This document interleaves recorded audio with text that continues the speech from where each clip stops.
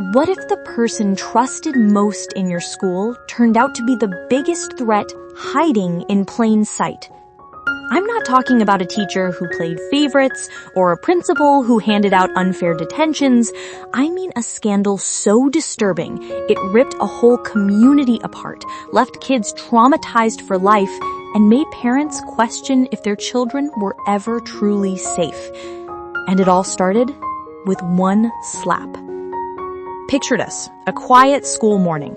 Students dragging themselves to class, half asleep, teachers sipping coffee, trying to get through another day.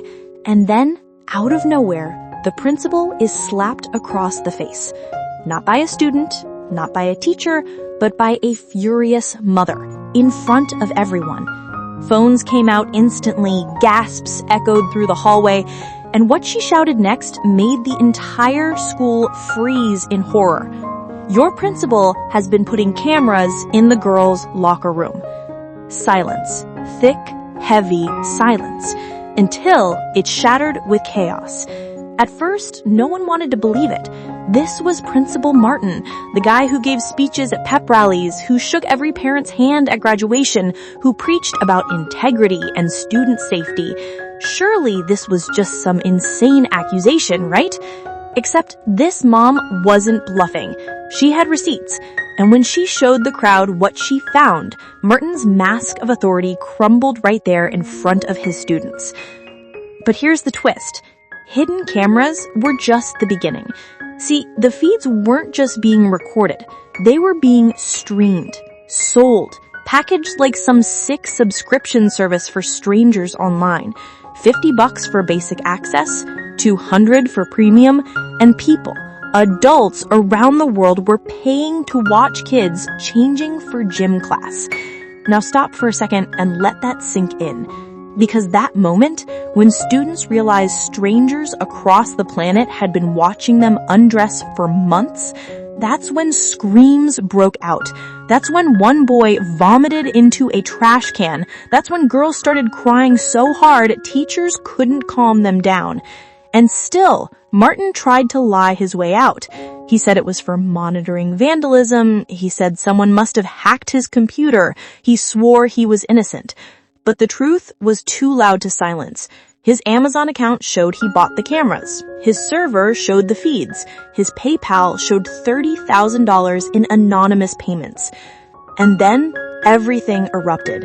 The gym teacher snapped, grabbing Martin by the collar and slamming him against the wall so hard trophies rattled in their case. He shouted, "You knew," because he'd warned the administration before, and they told him to shut up. Security rushed in, students recorded everything, and the office turned into a war zone.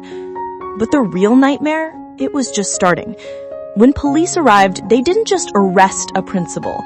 They cracked open a digital Pandora's box.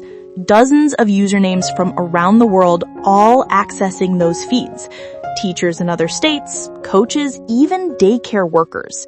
People we trust every day with kids. Arrests started rolling in across the country.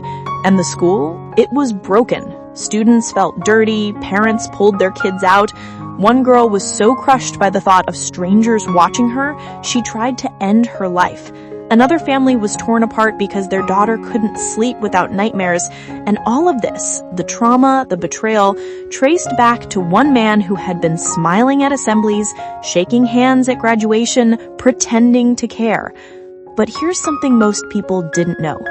This mother, the one who slapped him, she wasn't just furious. She was brilliant.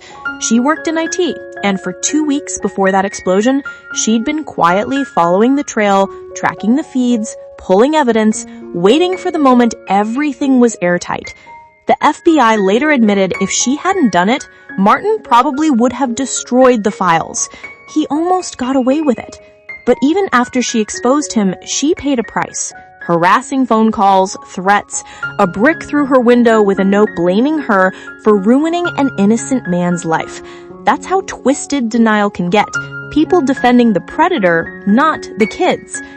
The court hearings, they were a spectacle. The once respected principal reduced to a shaking man in an orange jumpsuit, sobbing while the judge denied him bail. He wasn't facing a year or two, he was staring down hundreds, nearly 1,000 years if every count stocked up, and parents in the courtroom applauded when the judge called him a danger to children. But even with him behind bars, the damage didn't just vanish.